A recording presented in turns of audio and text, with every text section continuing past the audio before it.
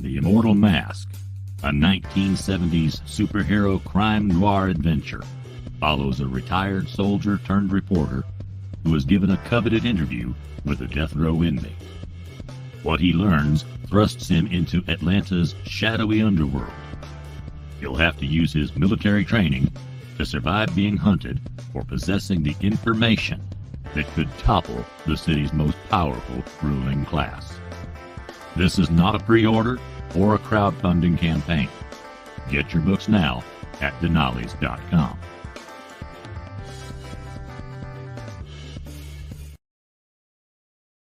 "25 seconds to curtain, folks."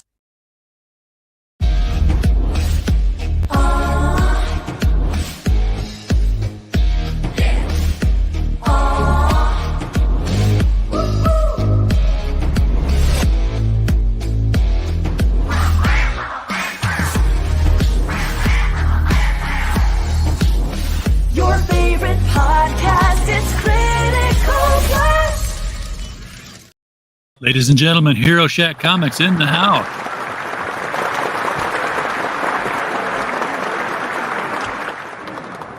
Chris and Diana Tamulevich. You guys let me go 2 years saying that wrong.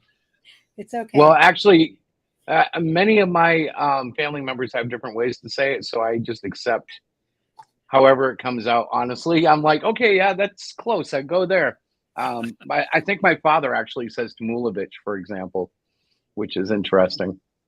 Yeah, well, I mean, he got to say it first, so that you're coming in afterwards, unless you're hearing grandparents say it. No, mine was influenced by my mother, which was probably all messed up.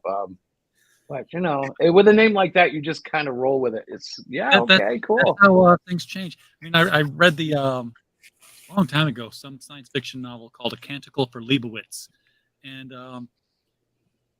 just some guy dies in a nuclear explosion. His name was something Leibowitz, and they find like half of a grocery note later, and he becomes Saint Leibowitz. And then like 1,000 years later, the location is San Leibowitz. I'm like, oh, San Leibowitz. It's like, people just it all evolves. It does. Like all those people that landed on Ellis Island that became Smith, because I'm not going to try and spell Tamulevich. You're Smith. Right. Well, yeah, and it's fascinating because what changed in that translation? Because actually, my great grandparents. Well, no, I think my grandparents actually came over in 38 or 39, just as World War II was becoming an issue over in Europe, and they definitely were running all of that. They were running away from it. They got here, and my granddad started laying, I guess, oil lines from Alaska or something like that. And I don't know. I never met him. He died long before I was born. I wouldn't be a bit surprised if you looked that up and found out that it was probably originally spelled with a CZ at the end there. Mm-hmm. Yeah, exactly. Yeah. Mm-hmm. Again, just phonetic. How do you say your? Never mind. I'll just write it down the way There we go. We got it close enough. Go on in there, Tamulevich. We got people in the chat here showing up. Mike Walters out there dropping in to like, share, and say hi. Mike's a longtime friend of the show, and we'll, of course, be kicking off the mic stand in an hour. So when we're done here, jump over there and give that show a like and a share, and stay tuned for the niche news of the night. Captain Finity is also in the house, so we're glad to have him here. Glad to get our Finity beer from him. I've got my little Long Island iced tea here, and after today, I need it. I think I'm out of sync, but I have this. Oh, look at that. You got a see-through glass of Mountain Dew. It's a pure energy drink, yes. That's so funny. It's because of the green screen, yeah. I know. It's amazing. It's like it's you know how I've had to learn because I started off with some green face paint. Did not work. Did not work. I have a Lycra green Spider-Man suit hanging up over here on the shelf because when I do the shows with Marmalade, I found out it's real easy now to just put up the green screen background or this background, turn on green screen, and then I can sit here and do no more of this. no more of this, no more of this. He's just right in front of me. Y'all That's- don't see me unless I put my hand in front of him. Now, he That's- did get a nose job because of that, because his felt nose was a pale green, and it ended up putting a hole in his head. I'm like, oh, no, let's get some red acrylic paint here. There you go. We'll just... Yeah. I didn't know you were doing more Marmalade. I haven't seen him in a while. He did something a few months ago. He needs to make a comeback, but again, I've been putting off the shows because I'm like, I'm way too busy packing books. If somebody asks me to come on the show, then I'm like, okay, we have an opening here. And somehow I booked every night this week. So, Wow. Well, I can busiest thing I've certainly ever relate. done. The hardest thing about all of this is keeping a video schedule. We do Wednesday nights faithfully, whether we are 2 or 20, right? Yep. But like the rest of the time, literally, it's been 24/7. If I'm not working at my job, I'm drawing the comic, and it's not feeling like slave work. Like I've gotten back into the swing. I did that Man Guy thing last year, and jumping back into Cyclopean has just been like, oh yeah. And nice. we had a nice surge of support from New Hampshire, from 3D people, meaning people we don't know from online. And that's really invigorated my spirits because, as you know, marketing online can be so tough that you can walk away thinking, oh boy, it's over. Yeah. It's done. Yeah. Why am I doing this? Mm-hmm. Well, now go fund, or rather Fund My Comic has been so good to us in terms of the flexibility. I just want to give them a shout out. They allow you to do a lot of things that, wouldn't necessarily, I don't know if it would be accepted by the big two, but like I was able to start my campaign at $100. We did all or nothing, and we knew we would make $100, but that was a very low number because I was like, oh man, I don't want to fail. I got to get my, like I was thinking like a quarterback or like a football coach. Get your quarterback throwing a couple of short passes, get him in rhythm, and it's surged up to $600, and we still have 8 days left. So I'm really excited. To the campaigns you had? Well, I did a 21-day campaign, so it's much shorter. I decided to rush it because I wanted just to move into issue 6. I've already got half of that done. Right. And I was like, all right, let's do 21 days. Diana was like, that's crazy. I said, I don't care. I want to try it. He doesn't want and to it's been, well, it's been a good move though, because I think it's added a little urgency quicker. That drought in between when you do a 60-day campaign, for me, and I'll be honest with everybody watching, it's a mental grind. When I sit there and there's like 4 or 5 days without a backer, I start going, oh, I'm sorry. I'm artistic. I'm very emotional. And you can do that short campaign and then just leave it in demand or whatever you call it. Yeah. So, exactly. Keep that sense of urgency going. But we've jumped over, 600% with it. And granted, that's $100, $600. But I would have gone for 5, and that's wonderful. And now we have 2 stretch goals. So anybody backing is going to get the bookmark and the limited edition metal card, even if they don't buy the metal card set. The next stretch goal, which is 1,000, is a 4x6 of Captain Aura. And if you don't know who he is, he's been in the book since the beginning, but he's kind of blossomed out due to the circumstances at Cyclopeans. And then you actually see a lot of them in issue 5, but issue 6. Should I say anything about issue 6 yet? No, I shouldn't, right? Spotlight on Captain Aura. Listen. Well, spotlight on Cyclopean and Captain Aura. I'll just go with it, but they actually have a physical confrontation unlike anything I've ever done. The first 11 pages is 80% fighting. And I've never done a run like that. And I decided to take inspiration from a lot of the things that I do enjoy. And it's just punch, kick, punch, flip.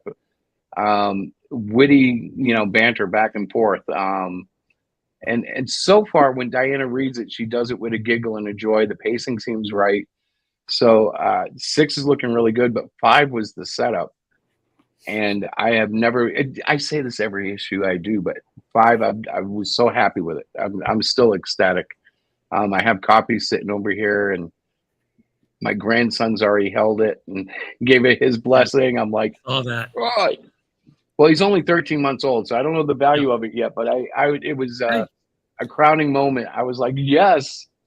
Start them early. Diana. Wean them on it. Yes. Yes. What would you add to this? Because she's had to put up with all of this, and literally, I like she's been showing me things. Like she bought our grandson a couple of toys and put them on the counter over there in the kitchen, and she told me about it 2 days ago. Apparently, while I was drawing, I saw him today. I'm like, "Hey, what's these? Are they for Dante?" And she's like, Well, because I fell and injured my quadricep muscle and I'm pretty limited, yes. I ventured out to drive the other day to CVS. I need to get some more ibuprofen. I ran out. And he didn't want me to drive, but I did it anyways. And so he saw it when he came in. But this is Chris. Like, he'll look and say, "Yeah, well, that's great." And then 2 days later, he'll be like, "Wait, did you go? Where did these come from? They've been there for 2 days?" Because his head is down. He is one of those guys that is just always creating, always drawing, always writing. When he says 24/7, seriously, he comes home from work, takes a break, walks the dogs. I can't walk them now. And he's back to working on issue 6. I said, we haven't even finished the campaign for issue 5. You're already on issue 6. But I think the excitement, what I can see from my perspective, is that he put so much work into Mangai Yoshokin, it fell flat. It fell flat for a couple of reasons. Our pitch was horrible. We couldn't even follow our pitch because it was all over the flipping place. Secondly, we didn't market it enough. Marketing is like, if you had to think of Hero Shack Press, what is the Weakest link? Yes, it's marketing, and we both know it. Yep. So after that, it really was a devastating blow because the book itself it's a great story. The art, I love it, but I'm biased. I'm married to him and the editor, and I like it. But having him be able to go back to his roots on the Great Cyclopean, it's always been our flagship character. People have always said this is such a unique character.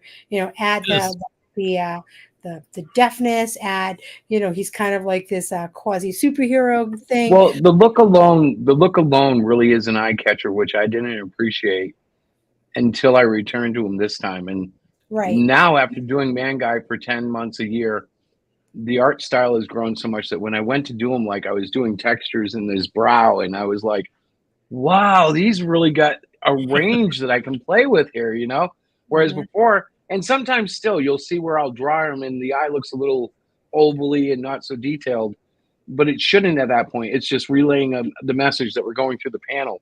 But when he gets enraged and stuff, that's when I get to play with the bumps and the grooves and the textures. And it's a lot like drawing, the biceps and the quads and stuff. It's like you get to put all the veins and stuff in it. It's cool. So he's obviously enjoying Cyclopean. I think in issue 5, you're going to see an upgraded Cyclopean, a lot more muscles, a lot more facial, like angry and just frustrated expressions. Well, and in terms of story, we should tell them, if you read issue 4, which I hope all of you have, we do wrap up the Queen's Sting battle.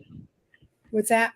What's that? So if you haven't read it, get it on this campaign. The link is below the video. It's right, right there. Definitely. Right there.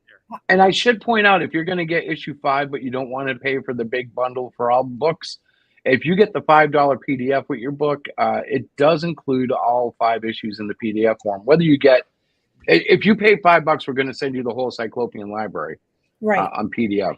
Right. Basically, because our goal is, if a kid stumbles into this, because I do market to kids a lot more than people realize. I see kids all the time. I talk to them about Cyclopean.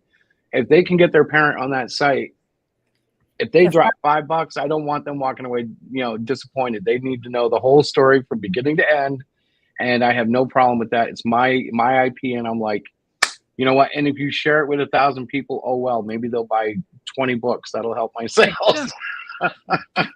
And I've seen a lot of creators where they're like, I'm creating it, my wife is putting up with it, or she's helping me pack boxes. You guys are the first team I've seen where Diana is so behind what Hero Shack is doing that you went to school to get a business degree to help make this company a success.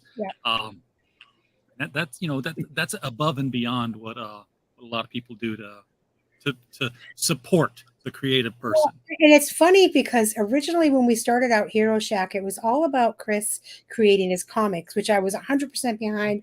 I'm like, listen, I don't know much about comics. I'll learn on the fly. I'll do it. So I did go back to school. I got my degree in English, my English degree, my creative writing degree, because I am a writer at heart, more poetry than anything.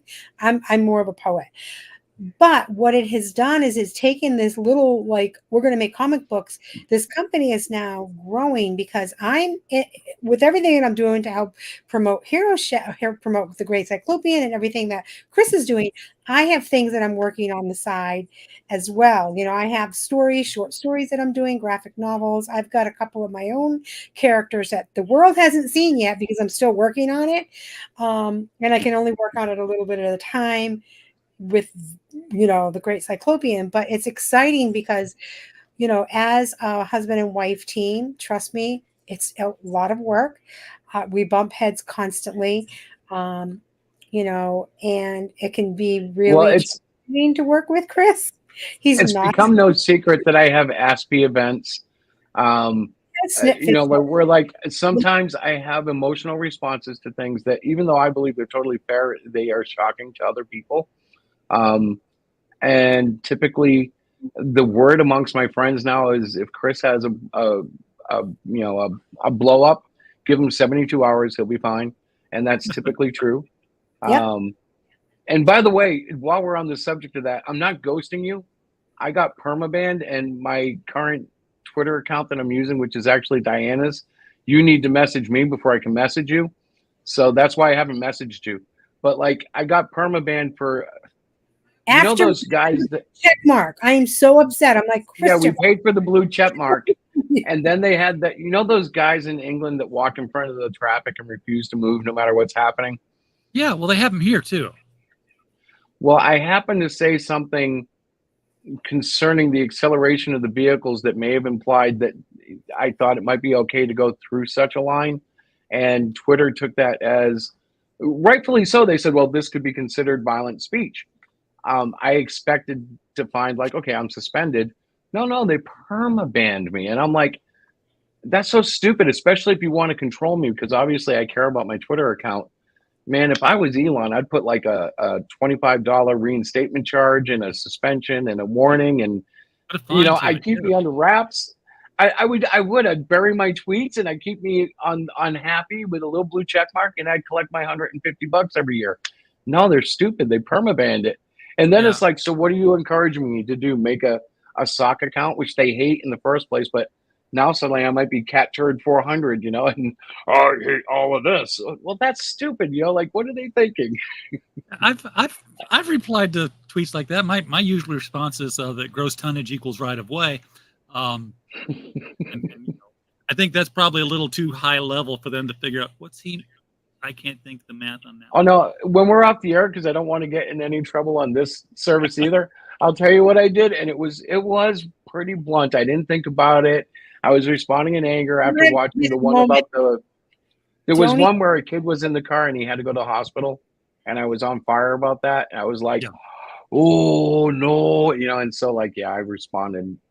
It was bad, but I shouldn't have been permanent. I'm just going to say, if I could somehow manage to get him contained in like a room without access to all the social media for our business, it would be wonderful, but I can't. There's no way I can, because you need a 2-button tweet process. You need to, Chris, you can see something, respond to it, you hit the tweet button, and that forwards it over to Diana, and then she looks at it and says approve, and then it tweets. Honestly, if you follow the Hero Shack account that I've sort of started running since my suspension for Diana, I do not do politics. I say very, very, very little, except for about aliens in comics. I will talk about the aliens. I love the alien topic. I'm sorry. I know that I realize 95% of what we're seeing right now is likely CG hoaxes from college kids having a blast, but it's that 5% that gets me thrilled, and the possibilities. Like I'm like you, RJ. I'm sure I'm a sci-fi geek. I'm like, oh, please let there be a strange continent on the other side of the world we don't know about with like lizard flying aliens, you know? On the flip side of the world, because it is flat. It's I'm down with that. If it's true, whatever it is, I want to know what it is, and I will be like, here we go. Because I'm so sick of the marble in space. You know, this whole thing. I'm like, give me something new. All right. And I have faith, and I know that the scientists are worried that people of faith will crumble. No, this just expands it. I'm like, oh God, you made it fun. It's not so mundane. There is more than just this globe that we've known about for, the last 10,000 years, Yeah, God's looking down saying, I did a lot more than bury dinosaur bones for you to find. Well, and if it's extraterrestrial, I'm down with that too. Let's do this. And I know a lot of people are afraid, but have you noticed, and knock on wood, I don't want to start like a world intergalactic war, but they don't seem to want to kill us. So they may do an occasional, skin peeling, which is something they've been saying lately, face peeling in Peru, or they may abduct a person here and there. That's nothing. But there's something. No, it is something, but there's something about us that prevents them from coming at us with an army. Maybe it's our nukes. Maybe there's something we don't know, like on Independence Day. Remember, the cold was a virus to them and it killed. Who knows what's holding them back? But there's something about us that has prevented them from taking us down as a civilization. So I'm like, we need to have a little bit more oomph when it comes to these guys. Not necessarily violence, but we need to, don't cower if you see an 8-foot thing in your backyard. Say, all yo, right. Do you need a drink or something? Is it okay if I redirect the conversation, because he's going to go off on aliens? Because I'll sit there and go along with aliens too. I think it's hilarious now that that there's been this flip of normal people saying we have aliens, and the conspiracy theorists are the ones that are saying no, we don't. That's no. That's all government stuff. This whole flip. So I wanted Cyclopean's an alien. Exactly. And we're back on track. So Captain Aura is not our newest, but he's always been around, right there, T-Mac. He's always been around, but really. Okay, so if you really want me to share this, give me 30 seconds. Okay. Cyclopean was created when I was about 9 years old. He was created as a villain to go against a team called the Titans of Justice that consisted of 4 heroes that were based on inserts of myself and 3 friends. Captain Aura was one of the original heroes, and I wrote him into the story when I started the Great Cyclopean as the life coach of Cyclopean. And Captain Aura actually found out that the book was ongoing, and he was like, hey, I'm in this book. The real Captain Aura. This is... Yes. This character is based off of a childhood friend from the gang that this crazy husband of mine hung out with, and and it's been awesome actually, because my old childhood friend is becoming my new adult friend, and he's absolutely loving it, and it's been invigorating because he's actually had things to say. Like, I showed him the first cover for issue 5, and he was like, oh man, you're nerfing me. And I'm like, no, that's not you. So I said, all right, I'll redraw it. He's going to get a costume and go to the conventions with you guys. He might. But listen, so I told him I'd redraw it. So I sent him a Nerf ball with the Captain Aura logo embossed on it. He's like, no. No, I did draw a better cover after that. But it was cool because it's helped me touch my childhood again. And it's just, when something like that happens, it makes the organic part in your heart grow with the character. So now there's a lot more meaning, and he's into the story, I'm into the story, and we have people starting to perk up, and it's been refreshing. This campaign has been very nice. Well, I like the aspect of the book that it's really taking Peter, the Great Cyclopean. Peter is his first name, in case you didn't know that. Really showing his teen side, his rebellious side, as a young man, a young stud who's got all this power, and now he's rebelling against the authority. And obviously Captain Aura is his caretaker, is the guy that's been training him, is his life coach, is whatever. And so I like the the dynamic between the two of them. It's quite funny. I find that adults will enjoy it because there's humor in there, but some of the humor is a little more adult like, but it's not something kids will pick up on. Like, it's not raunchy or anything like that. Not clusterfudge. It's no, God, Right. no. And it's not even Shrek. Remember how Shrek had some adult humor in it that you went, ooh. But there are He's allusions to compensating like for something donkey. Yeah, yeah. But exactly. there are points where like there's references to the way that Tony trained him and how things were building that as an adult you'll recognize and go, oh yeah. So like with Cyclopean, this is the first time he's been outside the federal government's fingertips. They've sent him out on a mission in issue 2. He crashed in issue 3, and he got saved by a creature that actually helped not liberate him, but gave him a little taste of what it was like without having that constant, what are you doing, Cyclopean? What are you doing, Peter? What are you doing, Peter? There is the mind meld that he had with Plato, which happens in issue 4, and it's made him aware that maybe things should add up more than they do. And this is going to lead into the revelations about what his actual origin is. But for the time being, he believes he's an actual extraterrestrial. Yeah. There's more to it than that. And we're going to go into that. But there are reasons, and some of those are revealed in 5, so I can't say too much, but it's all coming out. Yep. And the idea is that by issue 12, we'll know all the secrets that I had planned with issue 1. So Yes. the whole plot will be played out, and then we can take it from there. Speaking Oh, that of the looks nice, campaign, RJ. which I said is below. Yes. And if I just scroll this an inch, I wonder.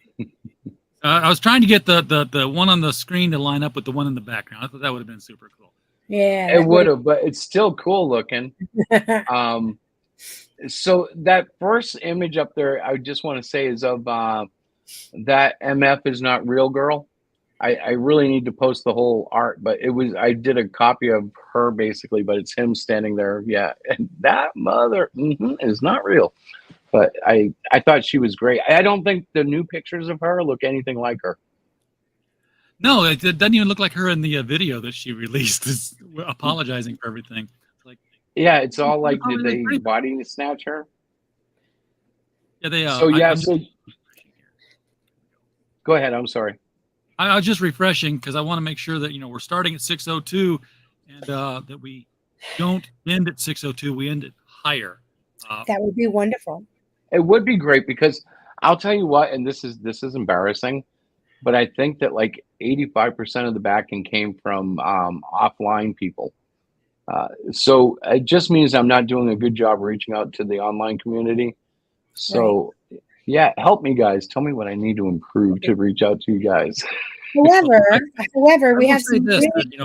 we have some. I've good had you guys tiers. on before. I'm sorry. you talk. You talk. No, I was going to say we have some really good tiers, very affordable tiers. Go ahead, RJ. Yes. That's all I wanted to say. I just wanted to tell the audience that this is one of those books that I've had you guys on. I've backed it. I've read it. This is one of the books I recommend to people as far as indie comics go. It's you guys. It's I'm not even going to mention the other books now because I'm old and they're starting to slip my mind and it's kind of embarrassing. But it's Oh no, that's fine because we're trying to do the same thing. We're trying to focus just on Cyclopean for now. But yeah, like Miskatonic the other Five, books. the other one. Yeah. They're on HeroShack.com if you want to see them, though. I can't help it. There's a salesman in me somewhere. Go But out there and get the back issues, and here you can see the some of the interior panels from this one. so I was told to try to show sequential art. I don't know if I should make maybe the pages bigger, but these are some of the sequentials. Down below, I believe I really need to replace the one below that because some of that has actually been re-illustrated, but I still love all of it. The stretch goals even further down. The bookmark is just a really cool, we call that the standing Cyclopean. Standing. But the one on the right is my new muscular, like that's him flexing up. He doesn't Hulk out. He doesn't turn green and get bigger like the Hulk, but he does puff up when he gets angry, which is something that's new because when he's out in the field, he's having a whole new adrenaline rush. When he's not being, he's been tested in the gym, like lift this heavy thing and let's see how you can do. He's never had the adrenaline flowing and the rush of battle, and he's learning a lot. So that's him. Yeah, that's him starting to rage. The tiers, as you can see, the book is 15. What you're looking at there is the alternate cover or the variant, and that was actually created by demand, because the real Captain Orr actually said, "Hey, I'd love to have a variant," and then he actually had a friend contact me and said, "I'll back it too if you make one." So of course I was like, "Gentlemen, you have a deal." So this was the artwork they dug, and I said, "Sure." I actually like it too. I like making variants. I just don't like having a lot of them, and I don't want the customer to feel like, oh, I've got to get that cover too. But when they start saying, no, I really want that other version, I'll give it to them. I'm not hard to please. In fact, we added a third variant tonight. At the very bottom, if you scroll down, we have a very special scented comic book. It's infused with the scent of the Great Cyclopean. Now, what does the Great Cyclopean smell like? This is interesting. Oh, well, yes, you actually have to smell it to know. Most people consider it pleasant. It really, I think it's a matter of personal taste. Diana, you've smelt the press proof. What do you think? I love it, but again, I'm biased. Is this scratch and sniff, or is this just sniff it? No, it's just sniff it. It's infused with his scent. It's through a I guess you could call it proprietary process. But we have it in limited quantity, and what we don't sell in the campaign, we will sell at the convention, but or conventions. But yeah, it's a limited edition, and it's an experiment. And we're having a lot of fun with it. Yes. But I added that new cover. Before it was it was the main cover just infused, and I was told, hey, we can do it with a different cover too. And then I was like, oh wait, that would be a variant. All right, so there we go. We have a third variant. So wait a second. Do they do that at the printer, or are you just getting a stack of books and taking an atomizer and just kind of Oh, well, now that would be a trade secret. Well, we'll have to tell you about it off the air. Because I have a friend who's desperate to know, and I'm not going to tell him until after the campaign. And I know he's in the chat. Rick. But I will let Rick know after the campaign. So just because Rick wants to make the Canadian Shield smell like maple and bacon. Yeah, he does, man. And of course, we are great fans of the Canadian Shield, so we appreciate that. Yeah. Now, you guys have a T-shirt tier on here. This is taking advantage of the fact that you guys own a T-shirt press. Yep. Yeah. And I really need to put a larger graphic because that looks so small now. But it's the Great Cyclopean inside a rotary dial phone, which is a callback to an event within the book where he has a personal, he has a personal number that he can dial. And it calls in federal forces to pick him up no matter where he is. He doesn't have to say a word because he's mute. They've set it up so all he has to do is call the number. They'll come to that location. But he finds himself at a rotary phone and has to be instructed. So, you put your finger in the number hole, you rotate, and you repeat. Your finger in the number hole, rotate, and repeat. Having that kind of a number kind of reminds me of what they did with the Destroyer series. The number to this top secret organization cure that Remo Williams worked for was 1-1-1-1-1-1-1-1-1-1 because he could never be bothered to remember numbers, so he just stabs the 1 until it goes through. Until it went through. Yes. I like it. Oh, Rick is saying something here. I'm not sure. I'd say he just say I didn't say desperate, but it would be really nice to know. Yeah, we will let you know, brother. We will. We just don't want to So we have a T-shirt. We do have a T-shirt available. Yeah. I particularly am very fond of this print, and I will be making some just for me to wear around because I think it was such a cool thing. And working in a school setting, most children don't know what a rotary phone is. They don't have them anymore, right? There's push buttons or cell phones. So it'll be interesting when I do wear it about how many of my students ask what the heck is that big circle thing. Well, and our shirts are fresh to order because when she does try to stock them, they end up in my closet. If there's any sitting there, I like, a fresh shirt. Was in my bin of t-shirts to sell. So I make them ahead of time. Okay, today is it's Friday. I'm going to do 5 t-shirts, and I'll print them out, and I get me the press ready and the whole 9 yards. Takes me a few hours, a couple hours to do them with everything. And I'll go in and I'm like, where are all my flipping XLs? Oh, they're in my husband's closet. It's like, yeah, I needed some fresh ones. I'm like, okay, that's fine, but now I got to make more for the show on Saturday. Yeah. Anyway, and now I have what's that?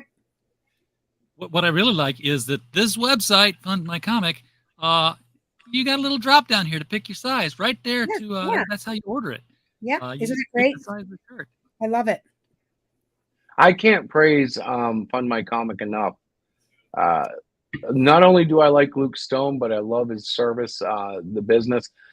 I thought there was a problem this morning. I got a message about the site not loading, and I tweeted the Fund My Comic Twitter account, and their response was rapid. They were like, we aren't seeing any issues. And ironically enough, the site was loading moments later. It was just someone panicking, and they must have had a glitch. But it was like, if they're awake, they will respond to you. They're right there. Yeah, they do. And not to to switch campaigns on you in the middle of your own show here, but there's another book on there called Out of Obscurity, which is my first comic book outing. So yes, once you've finished backing, once you have put Great Cyclopean into your shopping cart, jump over to Out of Obscurity and toss that in there. You'll have a first professional comic appearance from R.J. Carter, which is bound to be worth millions in a couple of years. There you go. Everyone's mom throws away all the other copies that get bought. Yeah, we've been running the video promo for that on my pre-show 2 or 3 weeks. Video promo? Yeah, and just so people who are watching who don't know, we run a show at 9 o'clock, which is a live stream, but 8:30 to 9, even though nobody watches it, I gather up a whole bunch of reels, and I run comic book promos, a couple of music videos for a half hour, and I do it because I love it. I just love watching all the reels. I like watching my own, but I pepper in Melvin and whoever else is at the top of the charts on the independent, crowdfunders, and it's a blast. And yours I put in because you're in it. I don't know any of the other guys. I was like, RJ Carter's in it. I gotta put this in. Yes, absolutely. Thank you. Yeah, I had fun writing it, but you know what? I'd rather write another 100,000-page novel than another 8-page comic. It's hard, isn't it? It's hard. Yes. It's very hard. When I wrote in The Trolls Exposed, I did my first comic. Oh my God, I handed Chris this 25-page story. He's like, yeah, that's not going to fly. So between my daughter and I, thankfully, she was able to, and her fiance helped me take it and cut it down to a comic. I realized then I do not like writing comic books. I don't like that. No. What you don't like is the limited page count. If you just allow yourself to go, and maybe you'll have 20 pages, maybe you'll have 80 pages, I don't know. But if you allow yourself to go and you can afford to have it illustrated and all that stuff, then it can be a really fulfilling project. But I could do a graphic novel, an illustrated piece, I could do that. But the minute you say comic book, I need you to write a comic book. I'm like, yeah, no. And even if you're going to write it out to not care how many pages you have, you still have to be conscious of the current page you're on. Exactly. You have transitions, you have page turns. Exactly. You have to let the art tell that story. And the word. Well, that's my big cheat. That's my big cheat in my books is because you can draw. I write and draw them. Well, because I write and draw them, it's a whole different creation. It's more it's almost like creating a 3D sculpture because I know where I'm going and I know where I have to be. It forms itself in ways that I don't think a writer can do unless they're heavily involved in the thumbnails. If they're good at that and they can direct the artist that way, some of them do that. That can be the same thing, but it's very hard in words. Like Diana had a very difficult time projecting the angles and the way she wanted everything illustrated. I had to draw stick figures in squares. It was well, and that's what I did. Oh my gosh, I sent my poor daughter a 10-page color-coded comic book layout with me like penciling in and stick figures of what I wanted and then another whole sheet for what each character should look like, color-coded with that. I'm like, she went, Mom, was my daughter. She's like, oh my God, Mom, I don't even know what to do with this. She was like in tears. Have you ever seen one of those Weight Watcher plans where it's like they have the greens and the blues and the pinks and they have these charts where what you can eat when? That was what her script looked like initially. And it was with all these little people who had lost a lot of weight. They were all stick figures. Listen, and I did it on my computer. So I actually drew like a circle and a little line and 2 sticks. It was all like typed and printed. I thought it was, I got laughed. Oh my gosh. Anyways. But it was a good laughter because discovering is always fun. Right. Yeah. And you ended up with something that you finished. You completed and printed and published and got it out there. And that was a fun book. And got to work with your daughter because Krista drew her story. Yeah. Did you get your reprint of that, by the way? Yes, he did. Yeah, yes, I did. You did. Good, because I was like, yes, you posted about it. Yep, and he mentioned thanked us. Which that was totally my drop. I sent the wrong copy to the printer because I wanted to work on it in an all age setting. So I made an extra copy and I was drawing in that all age setting during an event. And then when we finished editing it, somehow I got twisted and put the wrong one in there. And when we were reading it aloud, we were reading the first chapter. Fixed things. And I'm reading it and my heart is like, oh my God, what happened? I know that word P-R-E-Y should have been P-R-A-Y. I know this. It's not pray like. So we went back and we did the whole thing over and we just reordered copies. But it was so funny because when we were reading it live, like the first one was like, okay, it can happen. We'll just figure it out. The second one was like, uh-oh. By the third or fourth one, I was like, okay, we need to wrap this up. We got to stop reading this because the longer we read it, and it wasn't all that bad, but there were enough where it was like, let's just reprint it and send it back out. Exactly. It's a new process when you read something out loud. I went to a book reading. Neil Gaiman was reading from Gods and Services. No, that's my book, Gods and Services, American Gods. And he stumbled through this passage, and he's like, I've never read this part out loud before. Now I realize how awkward it is. Yep. I do all the reading. It's a hardcover book. It's out there. What are you going to do? One of the things that I learned is like in school, I had been doing it, but even in my classes, they said, when you're editing and you're going through your material, reading it out loud, reading it at a different pace, changing the font and then printing it out that way. There were all these different tips that they gave us. And to this day, I still sit. Sunday morning is our reading time. I make breakfast, we sit, I read whatever he's done. I make my comments. I make the changes that are needed. And I just keep doing it. And it's very cool because I know the script so well that if she misreads it, I will stop her and say, whoa, did I leave this word out? And she'll go, oh no, I missed it. But sometimes I did leave the word out, and she, like we catch things that way.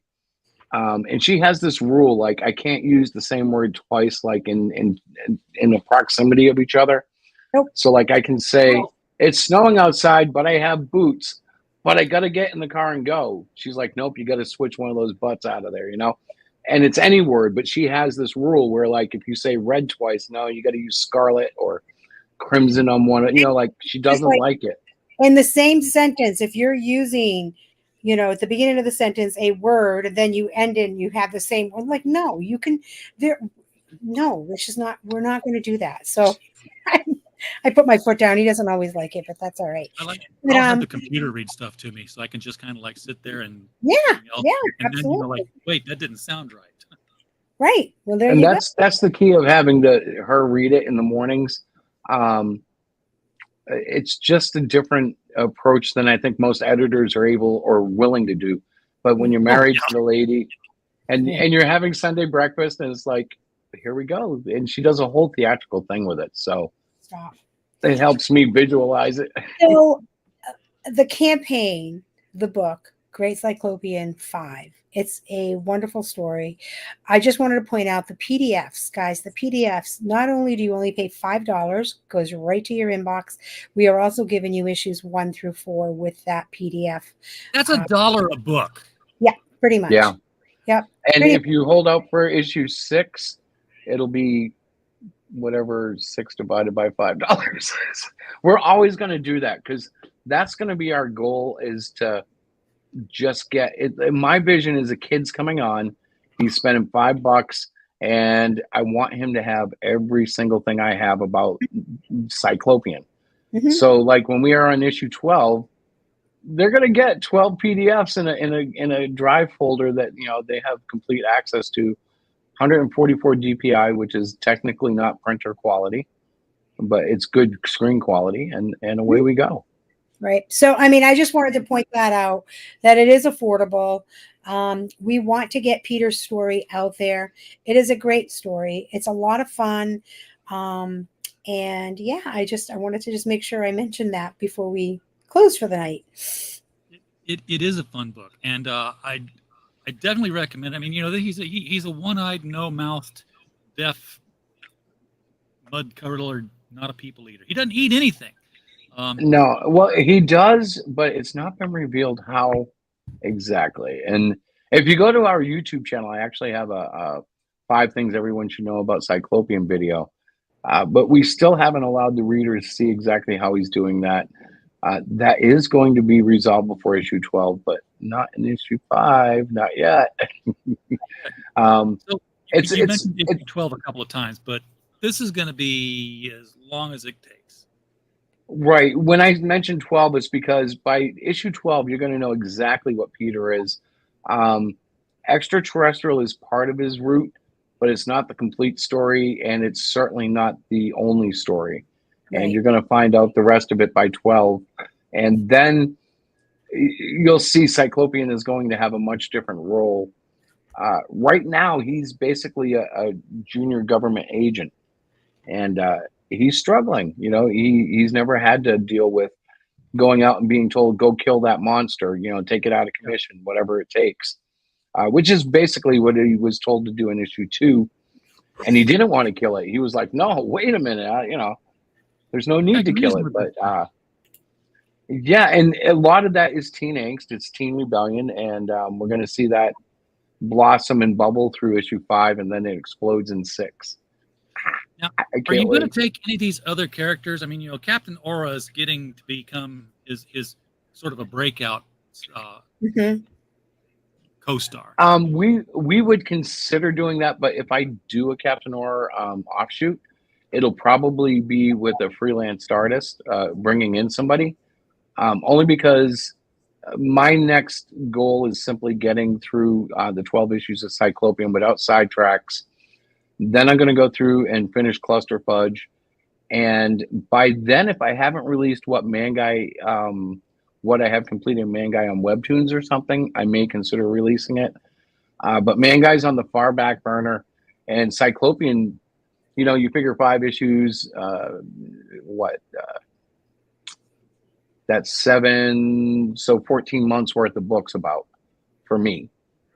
So that's about a year and 2 months away before I touch any of those other ones. It'll all be Cyclopean until then, which is what I want.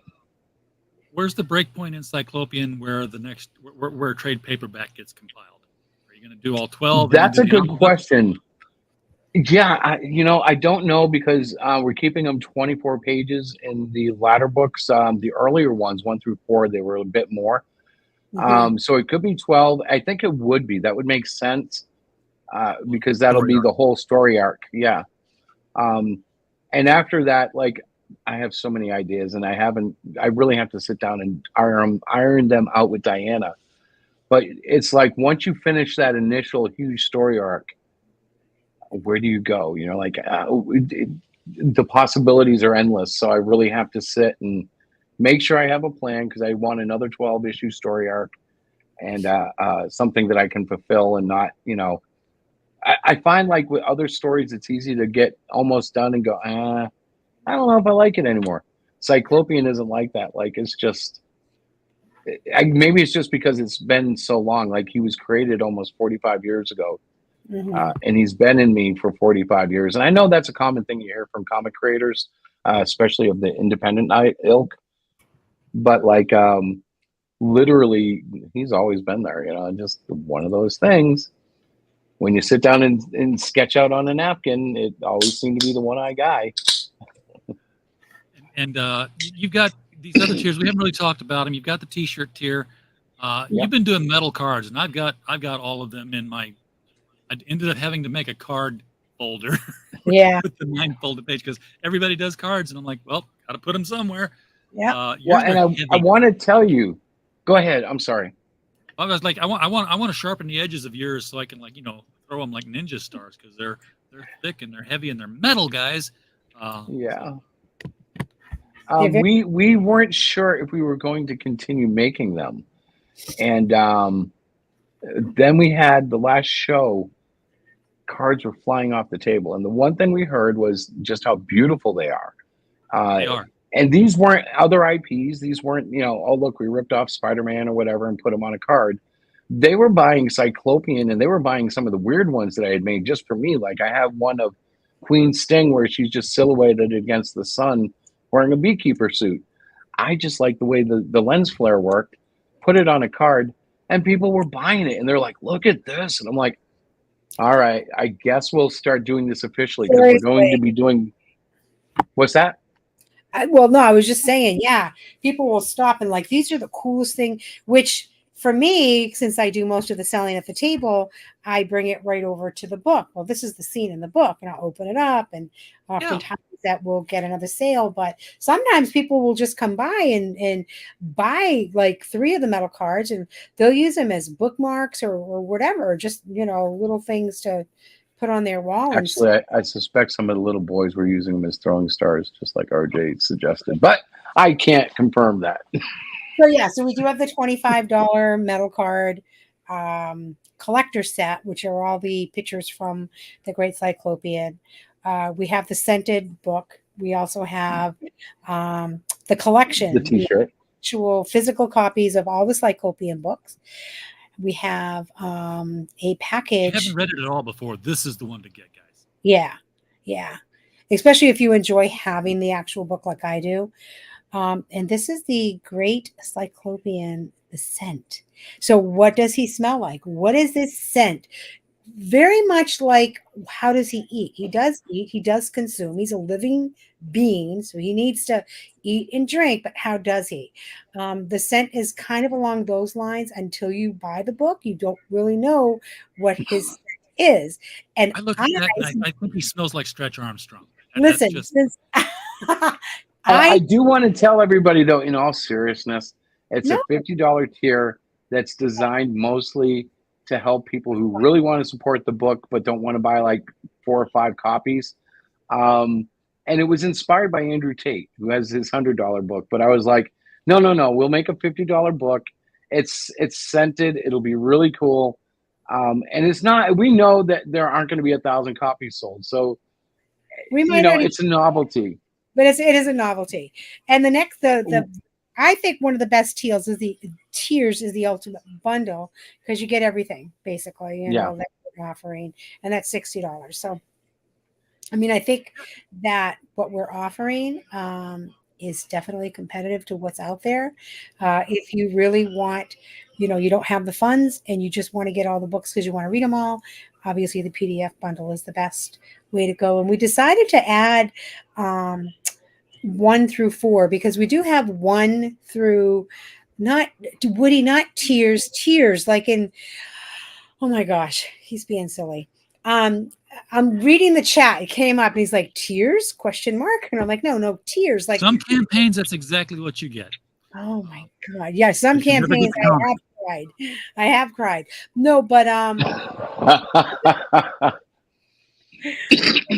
completely lost my train of thought because he's put tears. And I'm like, never mind. Anyways, I'm done talking because I lost my train of thought.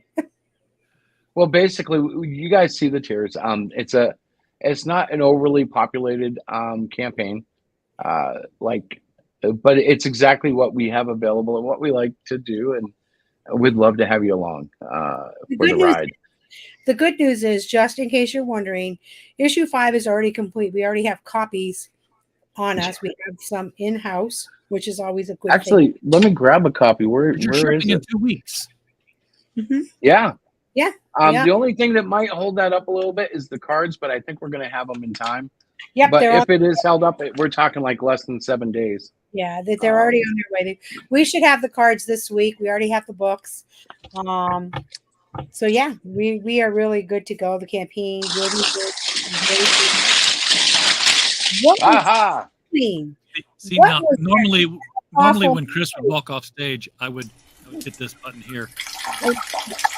Oh my God, is that what that noise?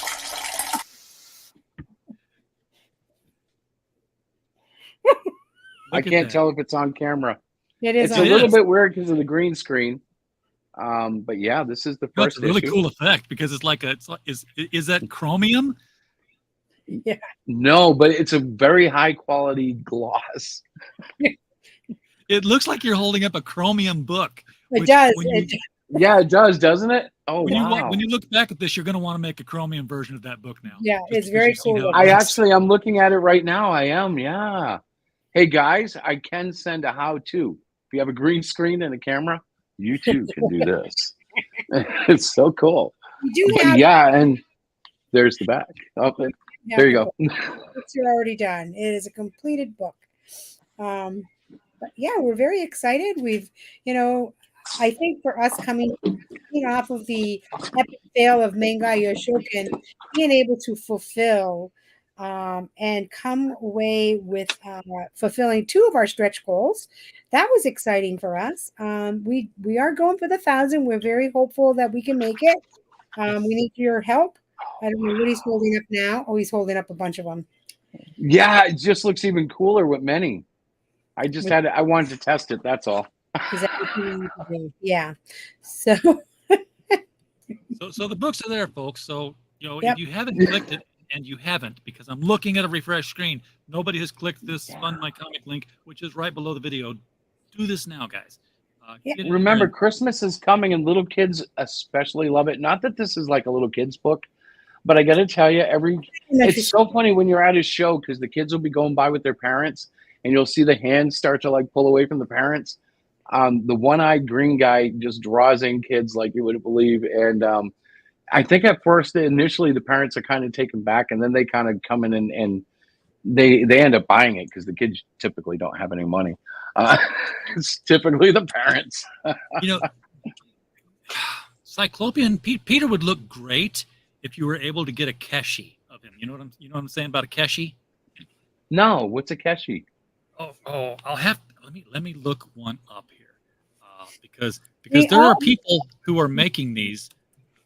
And they're like these little rubber muscle men. Okay, here's an image of a keshi. I'm going to open this in a new tab. You know what? I'm going to open the image in a new tab because I don't want to show off the website stuff. But that is a keshi. That would be cool.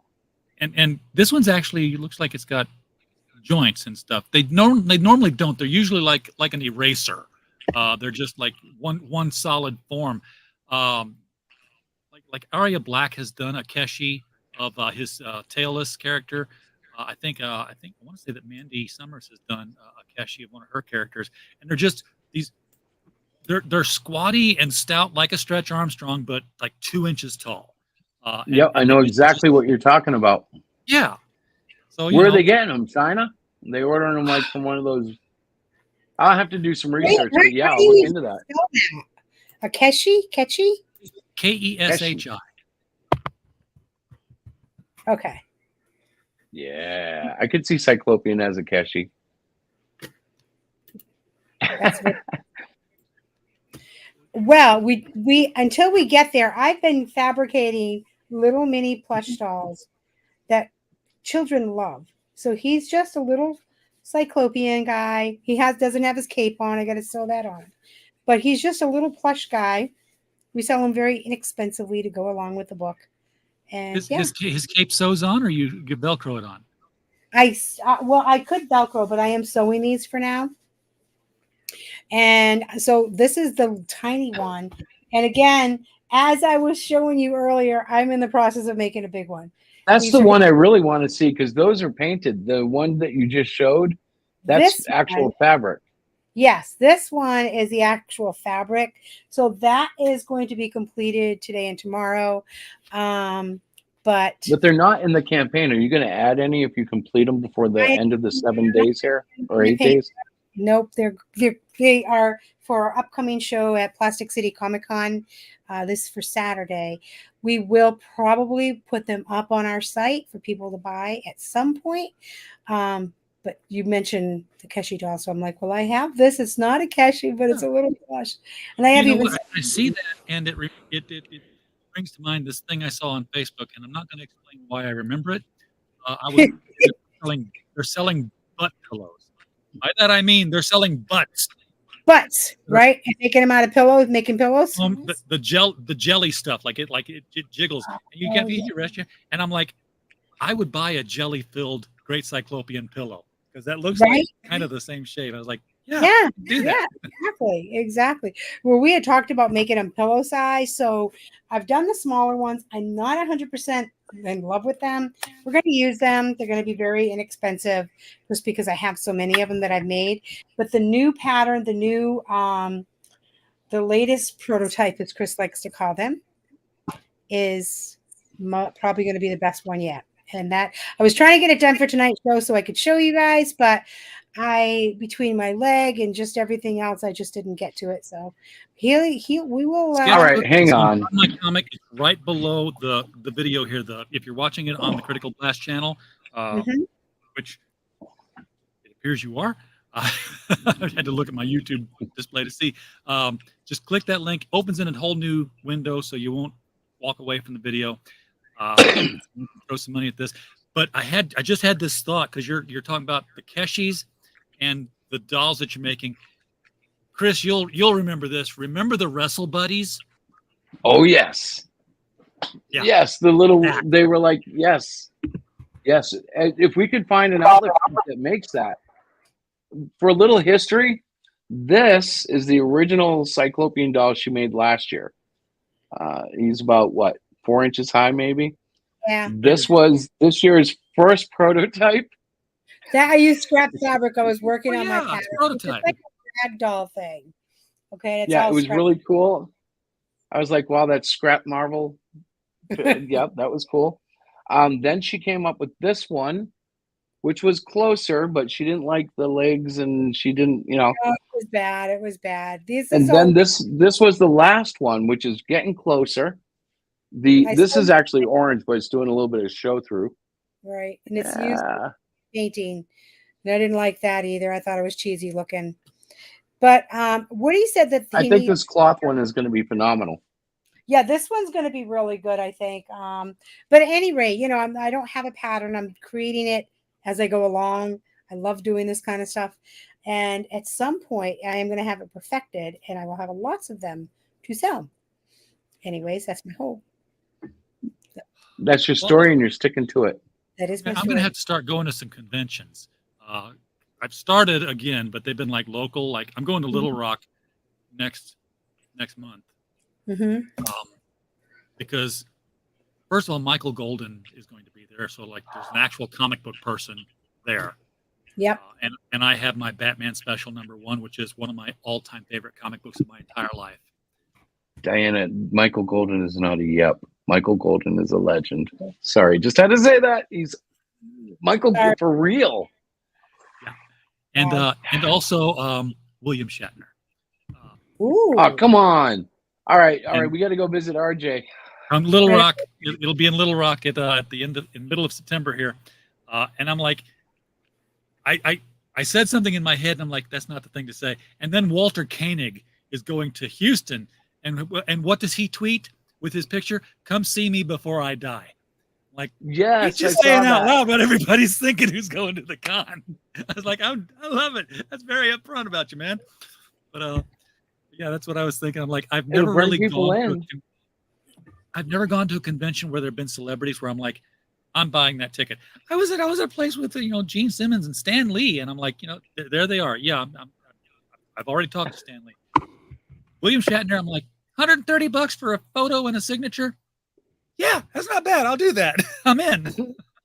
We've done several conventions where I guess you would call them B-tier celebrities were the main focus, and they do phenomenal. Like, it might be the butler from some comedy from 1985, but there still seems to be 400 people who want to get in there, get a photograph with this butler and say hi. And it's, at first, when I first saw that, I thought, well, how cheesy. But then I thought, no, that's the culture of pop. That's what makes pop culture so cool, because you can actually love someone. Yes. Oh, where did they even get a crowd from? Because like, you have to put the face to the voice, and there's so much involved in learning about that. That's a dedicated fan. It is. Well, one of these days, you'll have to know your voice actors, because you'll be casting for everybody else who will be in the Great Cyclopean cartoon, not for Peter. That's going to be a chore if you ever do animate that now, isn't it? I don't know how we'll do it because of the sign language. In theory, when you see him speak, you'll see his hands do weird contortions where I'm trying to draw something of the part of the sentence that he's speaking. But if he was to animate that, I'd either have to overdub a voice in lieu of actually reading it and have the animators do some sort of sequence. Right. Or just go straight sign language. Yeah. Okay. Plot device, science-y thing that he wears around his hump, that basically sees his hand movements and does a speak and spell translation of it. That could start a whole new technological thing, real deaf people might actually want to use that, because it could. Oh, and why wouldn't it? Because your smartphone can do that. It can recognize, it can recognize faces, it can recognize movements. Just let it, do a little, hello, my name is CHARLIE. Yeah. Wow. RJ, you should be a writer. It was invented here, folks. Yeah, it was. When the app comes out next month, you'll know. Yeah. But that would allow you to get voice in a cartoon if it was. Right. Yeah, it would. That would work. We've talked in the past so much about, hey, he can't hear, he's deaf, he's got no ears, he has no mouth, he can't talk, he can't eat. Right. I just realized he can't smell. Right. Yes, actually he does. I addressed that in the 5 things you should know about Cyclopean. Thank you, sir. We are now at 6:07, and I appreciate it. But his pores do have a muted sense of smell, which partially explains why his personal smell is the way it is. That's a hint to his smell. He's one great because he can't really smell. Okay. No, but the pores smell horrible. Yeah. Trust me, it's gonna be fine for anybody who gets one of those. They're gonna love it. I think you'll love sharing it with your friends. I know that. Hey, smell this comic. Hey, we have. By the way, we have something happening here, which we call our shake and bake moment. Because if you look, somebody got themselves some PDFs. Yay! Thank you. Thank you very much. That calls for a shake and bake here. It's shake and bake, and I help. Yay! And we're at the lucky number 13. Yes, absolutely. So I love 13. Shake and bake. We don't want to stay there at 13, folks. We want to. Yeah. Well, I'm really fond of 21 after 13. That's my next favorite number. This is funny. So, like the warehouse that I'm renting to store things, he said you have unit number 12. So I'm driving down, the back lot there to the warehouse. And I'm like, okay, there's 16, 15, 14, 12A, 12. I'm like, why is? Oh, they skipped 13 with a 12A. I'm like, really? There are Because people that are that superstitious about 13. Yeah. Well, I think he just didn't want to get sued by the Sci-Fi Channel for having Warehouse 13. Oh, yeah, maybe. And you know, if he did have it, I would have paid him extra to say, move me one over. I want the Right? Warehouse 13. I've got to have Warehouse 13. In fact, Yeah, I have rented a second one. He said it's right next door to the one I have. If it's 12A, I'm putting new stickers up. It's 13. Gosh, oh my gosh. You guys are So they're talking a little bit about his deafness. He has absolutely no ears. So like a true deaf person, he can feel certain vibrations, particularly of the bassy variety, but that's about it. He has no sense of like he can be snuck up on, which is one of the cooler features for writing. Like, because I wanted to have a superpowered character that wasn't OP, and with him, he has so many little quirks that he's got Achilles heels. Yeah, but I can see him now in his private quarters playing a stereo really loud with like loud bass. It's kind of like there was this old Sesame Street episode I watched, and they had like one of the human people was deaf, and it was her birthday, and somebody got her flowers, and somebody got her chocolate. Big Bird gets her a record player. Yeah. and he's like, I'm so stupid. What did I do? And she's like, no. She puts her hands on the speakers, and she can feel the vibrations. sound. Yeah. Well, I actually doing and stuff. Yeah, because they really do that. There's I'm not going to be able to remember their name, but back in the early 2000s, there was a dance group that worked with a lady that I knew that was doing a video, and they were completely deaf, but that's how they danced. They used the bass, and there was something about a light they used to show another rhythm, and they would dance to the bass and the light. It was an interesting combination. And if you didn't know they were deaf, they looked like just regular dancers. They were amazing. But of course, that's true for anybody who studies and works hard. They will get good like that. And if Sketchbook got an idea here, this could be an ability he could hone.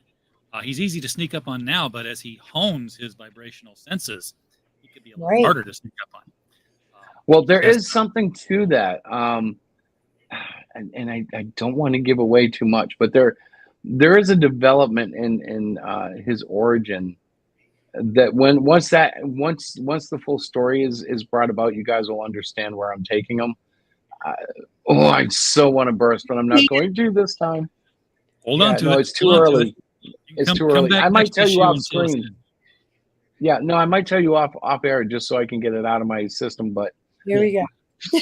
I so wish I could. He's gonna explode, people. Yeah. All right, so 607. We at least ended the night higher. I like that. Thank you very much. Thank you for the shake and bake. Yeah. Always loved to play the shake. It's been so long since I played the shake and bake. It took me a second to find it. Like, where'd it go? Like, I almost ended up with this. That trick never worked. This time for sure. Yeah. I like Bullwinkle, man. I've got to find a place to use that. I have so many of them here that I was like, oh, I've got to have this video because I'm going to find a place to use this. Been here for 3 years and I've yet to find a reason. Sock it to me. I'll never have a reason for that, but it's there. The only problem I see with that is I don't know. Let me test something here. Diana, who was that last clip of? Where? This one. Sock it to me. Who was that? Nixon? Oh, she knows. Okay. I was going to say, I don't know if anybody would remember him, short of people like us who probably remember the politics. I'm impressed. I bite my tongue and apologize to Diana. I was little watching the news, and I was like, did somebody open a dam somewhere? What are you talking about? I don't know. They're in trouble for that Watergate. Like, it made no sense to me. I'm like, a gate doesn't hold in water. That's stupid. Yeah. It just flows right through the bars. But they actually do have water gates in the Panama Canal. They have gates. That's right. But it wasn't the right water gate. Oh my God. This is interesting. another one His Achilles heel sketchbook, with yes. the depth perception. He does only have one eye, so He stereoscopic vision's not a thing for him. So one of the issues with him is he doesn't like firearms, and one of the reasons is depth perception. He doesn't do well with them. He was required to learn how to fire one because he doesn't shoot energy beams. So the government required him to learn how to use a firearm. But when he suffered the crash in issue 4, he leaves his firearm behind. That's how little it means to him. And of course that's careless, but that's what a 19-year-old would do. He wants nothing to do with it. He's like, well, you made me carry it. Now I'm not gonna. It's a plot point because it's one of the ways that they track him down, because the government actually has to find him because communication has been all screwed up by Queen Sting, which is a whole nother. In the beginning of the book, that whole plot line is pretty much resolved. There is a conclusion to Queen Sting storyline, and there's a Forever Tron makes an eventful appearance, and yeah, Flicker's life is in the balance, and I'm not going to say if he lives or dies. I'll put that as a cliffhanger, but that is determined also in issue 5. Now you've got to get the book, folks. So, all right, if you want to know if he lives, I know. 20 minutes over time. I don't care. I've got nothing better to do, but you guys might have other shows to go to. So, or a book to make. Yeah, well, yeah. I could talk to you all night, man. It's been so long. And it's been way too long. I have the fixer on, so like it hasn't run at all. Wow. I'm learning how to do this still. So can I should have just a cluster fudge stream this week, because before the end of the week, I'm really seriously considering this is going to go. Aha, really? Well, I went all bald when I started this, 2 months ago? Oh my God. If you do it, well, you know, it's a weird experience to go bald face after having the growth. Well, I've gone bald head. I mean, you can find my old videos. I used to shave this, and I was just like, why am I doing this anymore? And then I started growing it out, and I found out that, first of all, I had a lot less hair. I shaved off the roots, apparently. But then it would go out straight. It was just like a dandelion. I was like, when did I become Bob Ross? I had to start like training it to comb over. And then this was just laziness. This was like, I got a beard. I got a little bit more hair. How far does this thing go? Let's find out. and now it's just Have annoying. people started telling you to braid it yet? I have heard somebody tell me I needed to. In fact, the lady who cuts my hair, she's like, "You want to braid this?" I'm like, "No." She's like, when I said I was going to, don't have a Harley. I said I was going to cut mine, and you can see it's growing back, but it was about to here. And they were all like, braid it, braid it, braid it. I'm like, I'm not braiding it. No. Came out of the bathroom, no facial hair. I've seen him once without facial hair, and I just looked at him and I'm like, you are not my husband. Who is this strange looking dude with the long hair? He knows I didn't like it. I didn't like it. I'm glad his fuzzies back. I really prefer a guy with like facial hair. That's my thing. So I've heard that from lots of women. They like the guy with the beard. They've never explained why. They just look at me sideways and walk away smiling. And that's as adult as we get on this show. There you go. I am not Hallelujah. whatsoever, folks. All right, guys. Thank you so much. I'm glad you reached out to me and came on the show here. This is it's always I love having these guys on, people. So it's always fun. So message Hero Shack on Twitter, and I'll be able to DM you back. I will do that. Hero Shack. It's locked. It's got me locked out. Yeah, I think. What am I there, honey? Just Hero Shack, right? I don't know. We're not. And you're Hero Shack Press. Yeah, yes. I think she's Hero Shack Press, and I'm Hero Shack. It's just Hero Shack. It's got. I think it's on. I'll probably DM them both because I'm a boomer. Yeah. All right. Anyway, folks out there, click on the link below. Get yourself some great Cyclopean. You will not regret it. You'll be glad you did it. Everybody in the chat, thank you so much for coming out and supporting us tonight. We do appreciate it. We don't have a show without you guys. We're just a podcast falling in the woods otherwise. And we need you out there. So we're glad you came. And while you were here, as always, we hope you had a blast. Good night, everybody.